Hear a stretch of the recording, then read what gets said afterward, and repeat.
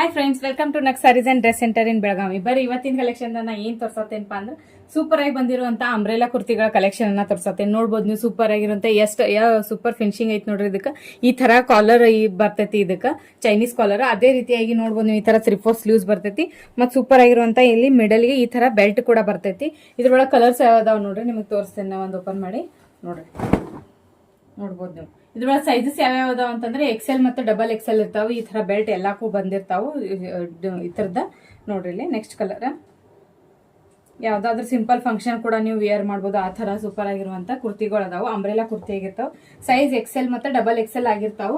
Colours ನೋಡ್ರಿ, ಒಂದಕ್ಕಿಂತ ಒಂದ್ ಸೂಪರ್ ಅದಾವು.